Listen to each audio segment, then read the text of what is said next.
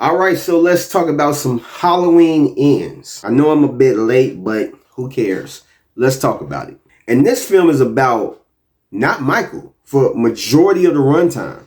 And first off, I knew after seeing this that people were going to either hate it or love it just because of what the movie entails. I mean, it was a bold outing, but it wasn't a perfect fit. And as a final showdown between Laurie and Michael, it had a lot of expectations to live up to. In a certain aspect, it delivered, but not like we expected. And I really like how Michael's presence is still leaving an effect on the town long after. Kind of like the vibe of Gotham City or There Remain from It. Like an infection, but not as strongly. Because it seems like everyone is an asshole. I mean, it's reasonable, but it seemed like something straight out of the It story. But the action seemed more in lines of convenience for certain things in the plot to move, and it was overly done, giving the ideology of the story a lot to work with. The acting is good. Curtis is great, as well as the other supporting actors. I'll say a big problem with the film is the writing, from the story to the characters. Like the romance introduced between Laurie's granddaughter and his new character, Corey. It felt rushed, and given that there was a lot of time dedicated to its development,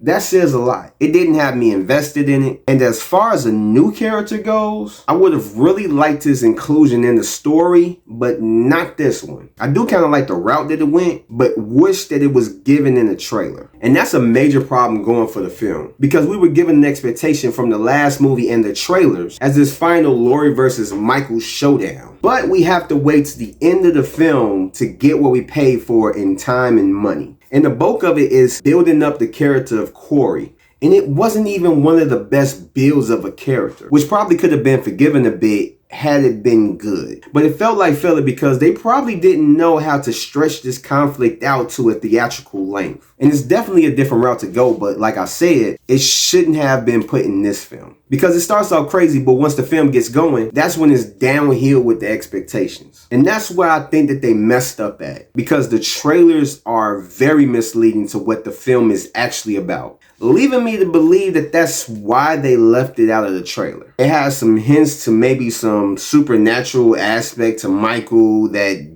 did not work and truly made no sense. It's still very gruesome and violent, but not like the last one. And I can say the one thing about it, it doesn't have that satisfying finale feel to it. That portion took place all in the third act and had no true build to it in this film. But I did enjoy the third act. I just felt like the whole movie in itself literally should have been way better, and we should have gotten way better than what we got. But with that said, that concludes my review for Halloween Ends. I'd like to thank you guys for watching. And if you made it up to this point, go ahead and give it a like. Subscribe if you're not. Hit that notification bell for more videos and reviews like this. And I will catch you guys on the next one. So peace out. Stay safe. And if you're going to make a Halloween film, please make it way better than that shit. I don't know what they were thinking.